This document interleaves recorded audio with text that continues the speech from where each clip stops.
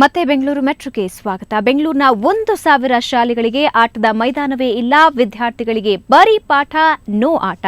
ಪೋಷಕರೇ ನಿಮ್ಮ ಮಕ್ಕಳನ್ನ ಶಾಲೆಗೆ ಕಳಿಸೋ ಮುನ್ನ ಯೋಚಿಸಿ. ಇದು ಶಾಲೆ ಶೂಲೆ ಅಭಿಯಾನ.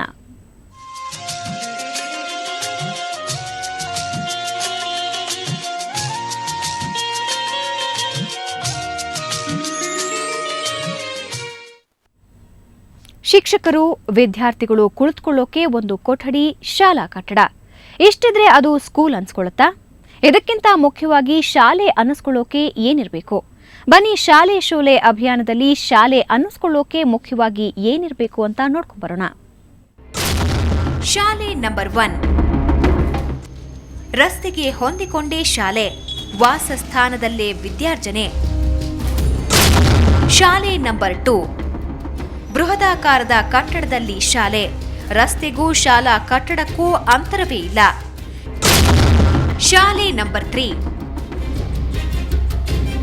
ಪ್ರಾಥಮಿಕ ಮತ್ತು ಪ್ರೌಢಶಾಲೆ 4 ಕೊಠಡಿಯಲ್ಲಿ ನಡೆಯುತ್ತೆ. ಮುಂಜಾನೆ ಪ್ರಾಥಮಿಕ ಶಾಲೆ, ಮಧ್ಯಾಹ್ನ ಪ್ರೌಢಶಾಲೆ. ಇದೊಂದು ರೀತಿ ಶಿಫ್ಟ್ ವೈಸ್ ಶಾಲೆ. ಶಿಫ್ಟಿಂಗ್ ಮಾಡಬೇಕಾದ್ರೆ ವಿದ್ಯಾರ್ಥಿಗಳಿಗೆ ಫುಟ್ಪಾತಿ ಗತಿ.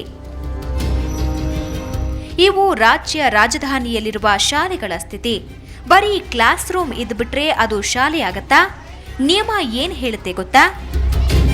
ನಿಯಮಾನುಸಾರ ಒಂದು ಶಾಲೆ ಆರಂಭಿಸಲು ಪರವಾನಗಿ ಪಡಿಬೇಕಾದ್ರೆ ಆ ಶಾಲೆಗೆ ಕಡ್ಡಾಯವಾಗಿ ಆಟದ ಮೈದಾನ ಇರಲೇಬೇಕು. ಕನಿಷ್ಠ ಅಂದ್ರೂ 2 ಎಕರೆ ಜಾಗ ಆಟದ ಮೈದಾನಕ್ಕೆ ಮೀಸಲಿಡಬೇಕು. ಆದರೆ ರಾಜ್ಯದ 22,556 ಶಾಲೆಗಳಿಗೆ ಮೈದಾನಗಳೇ ಇಲ್ಲ. ಬೆಂಗಳೂರಲ್ಲಿ 5,000 ಶಾಲೆಗಳಿದ್ದು 1,011 ಶಾಲೆಗಳಿಗೆ ಆಟದ ಮೈದಾನವೇ ಇಲ್ಲ. ಈ ಶಾಲೆಗಳಿಗೆ ಪರವಾನಗಿ ಹೇಗೆ ಸಿಕ್ತು ಅನ್ನೋ ಪ್ರಶ್ನೆ ಕಾಡುತ್ತೆ. ಇಂತಹ ಶಾಲೆಗಳಲ್ಲಿ ಕಲಿತಿರೋ ವಿದ್ಯಾರ್ಥಿಗಳ ಗೋಳು ಕೇಳೋರೇ ಇಲ್ಲ. ಪಾಲಕರೇನೋ ಈ ಮಕ್ಕಳನ್ನ ಇಂತಹ ಶಾಲೆಗಳಿಗೆ ಸೇರಿಸ್ತಾರೆ. ಆದರೆ ವಿದ್ಯಾರ್ಥಿಗಳಿಗೆ ಪಾಠದ ಜೊತೆಗೆ ಆಟವೂ ಮುಖ್ಯ. ಹೀಗಾಗಿ ವಿದ್ಯಾರ್ಥಿಗಳು ಆಟದಿಂದ ವಂಚಿತರಾಗ್ತಿದ್ದಾರೆ. ಆಟ ಆಡ್ಬೇಕನ್ಸುತ್ತೆ, ಬಟ್ ಗ್ರೌಂಡ್ ಏನಿಲ್ಲ. ಮಾಡಿ ಮೇಲೆ ಆಟ ಆಡಿಸ್ತಾರೆ, ಬಟ್ ತುಂಬ ಚಿಕ್ಕದಿರುತ್ತೆ, ಜಾಸ್ತಿ ಜನ ಹೋಗೋಕ್ಕಾಗಲ್ಲ. ಗ್ರೌಂಡ್ ಇಲ್ಲ, ಈಚ್ ಕಡೆ ಹೋದರೆ ಏನೋ ಗಾಡಿ ಬಂದು ಗುದ್ಬಿಡುತ್ತೆ ಅಂತ ಭಯ. ಈಚ್ ಕಡೆನೂ ಆಡೋಕ್ಕಾಗಲ್ಲ, ಬರೀ ಒಳಗಡೆನೆ ಸ್ವಲ್ಪ ಜಾಗದಲ್ಲಿ ಆಡ್ತೀವಿ ನಾವು. ಹಂಗೆ ಆಟವಿಲ್ಲದಿದ್ರೆ ಮಗುವಿನ ದೈಹಿಕ ಬೆಳವಣಿಗೆ ಕುಂಠಿತವಾಗುತ್ತೆ. ಹೀಗಾಗಿ ಇಂತಹ ಶಾಲೆಗಳಿಗೆ ಪರವಾನಗಿ ನೀಡಲೇಬಾರದು ಅನ್ನೋದು ಪೋಷಕರ ಒತ್ತಾಸೆ. ಇಂತಹ ಶಾಲೆಗಳಿಗೆ ಪರವಾನಗಿ ನೀಡೋದೇ ತಪ್ಪು. ಜೊತೆಗೆ ಪರವಾನಗಿ ನೀಡಿರೋ ಅಧಿಕಾರಿಗಳ ವಿರುದ್ಧ ಕ್ರಮ ಕೈಗೊಳ್ಳದೇ ಇರೋದು ಇನ್ನೂ ದೊಡ್ಡ ತಪ್ಪು. ಸೊ ಪೋಷಕರೇ, ನೀವಾದ್ರೂ ಎಚ್ಚೆತ್ತುಕೊಳ್ಳಿ. ಶಾಲೆಗಳು ಹೇಳಿದಂತೆ ತಲೆ ಆಡಿಸಬೇಡಿ. ನಿಮ್ಮ ಮಗುವನ್ನ ಯಾವ ಶಾಲೆಗೆ ಸೇರಿಸಬೇಕೋ ನೀವೇ ನಿರ್ಧರಿಸಿ.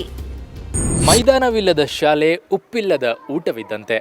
ಮಗುವಿಗೆ ಪಾಠ ಎಷ್ಟು ಅಗತ್ಯವೋ ಅಷ್ಟೇ ಆಟ ಕೂಡ ಅತ್ಯಗತ್ಯ. ಅದು ಮಗುವಿನ ಸರ್ವತೋಮುಖ ಬೆಳವಣಿಗೆಯಲ್ಲಿ ಅತ್ಯಂತ ಪ್ರಮುಖ ಪಾತ್ರ ವಹಿಸುತ್ತೆ.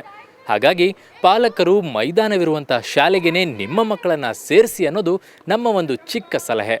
ಕ್ಯಾಮರಾಮ್ಯಾನ್ ಕೃಷ್ಣ ಕುಲಕರ್ಣಿ ಮತ್ತು ಈರಣ್ಣ ಅವರೊಂದಿಗೆ ಅರುಣ್ ಬಡ್ಗೇರ್, ಸುವರ್ಣ ನ್ಯೂಸ್ 24/7 ಬೆಂಗಳೂರು. ಶಾಲೆ ಬಗ್ಗೆ ತಿಳ್ಕೊಳ್ಳೋದಷ್ಟೇ ಮುಖ್ಯ ಅಲ್ಲ, ಮಗುವಿನ ಸರ್ವತೋಮುಖ ಬೆಳವಣಿಗೆಯಲ್ಲಿ ಪೋಷಕರ ಪಾತ್ರ ಏನು ಅಂತ ತಿಳ್ಕೊಳ್ಳೋದು ಅಷ್ಟೇ ಮುಖ್ಯ. ಅದಕ್ಕೆ ಅಂತಾನೆ ಬೆಳಗ್ಗೆಯಿಂದ ನಾವು ನಿಮಗೊಂದು ಪ್ರಶ್ನೆ ಕೇಳ್ತಿದ್ದೀವಿ. ಅದೇನು ಅಂದ್ರೆ, ಪೋಷಕರು ಶಾಲೆಯ ತಿಂಗಳ ಸಭೆಗೆ ಹೋಗೋದು ಅವಶ್ಯಕನಾ? ಈ ಪ್ರಶ್ನೆಗೆ ಇಲ್ಲಿದೆ ಉತ್ತರ. ಕಡ್ಡಾಯವಾಗಿ ತಿಂಗಳ ಸಭೆಗೆ ಹೋಗಲೇಬೇಕು. ಇದರಿಂದ ಮಗುವಿನ ಶೈಕ್ಷಣಿಕ ಚಟುವಟಿಕೆ ತಿಳಿಬಹುದು.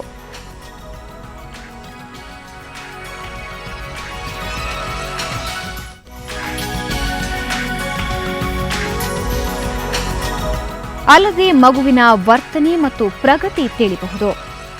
ಶಿಕ್ಷಕರು ಪಾಲಕರ ನಡುವಿನ ಬಾಂಧವ್ಯ ಮತ್ತಷ್ಟು ಬೆಳೆಯುತ್ತೆ.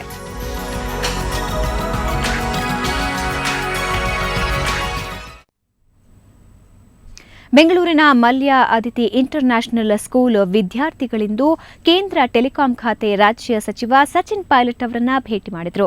ಶೈಕ್ಷಣಿಕ ಪ್ರವಾಸದ ಅಂಗವಾಗಿ ದೆಹಲಿಗೆ ತೆರಳಿರುವ ವಿದ್ಯಾರ್ಥಿಗಳು ನವದೆಹಲಿಯಲ್ಲಿ ಇವತ್ತು ಯುವ ಸಚಿವ ಸಚಿನ್ ಪೈಲಟ್ ಅವರನ್ನ ಭೇಟಿ ಮಾಡಿದರು.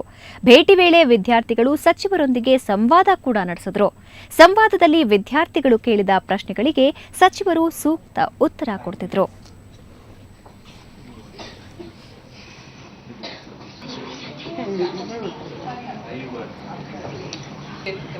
Education and Information Technology.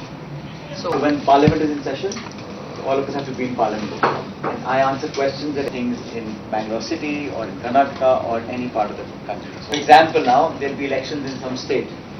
One each. What's your favorite laptop? And it's also depends on which part of the country you come from. Because when you have a government, if I get a chance, watch some TV. 50 days a month, maybe 12 days a month. 2 to 3 days a week. So I did work for a few years in a American firm for 2 or 3 years.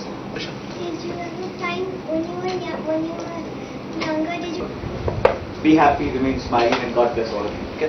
Thank you, sir. Thank you so much. Thank you. But you want to visit me now? Okay, ಕರ್ನಾಟಕದಲ್ಲಿ ಚಿನ್ನದ ದರ ಎಷ್ಟಿದೆ ಅಂತ ನೋಡೋಣ ಬನ್ನಿ.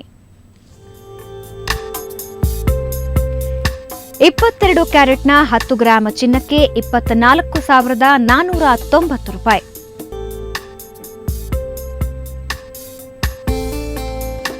ನಿನ್ನೆ ದರಕ್ಕೆ ಹೋಲಿಸಿದ್ರೆ 22 ಕ್ಯಾರೆಟ್ ಚಿನ್ನದಲ್ಲಿ ಇವತ್ತು 100 ರೂಪಾಯಿ ಏರಿಕೆಯಾಗಿದೆ.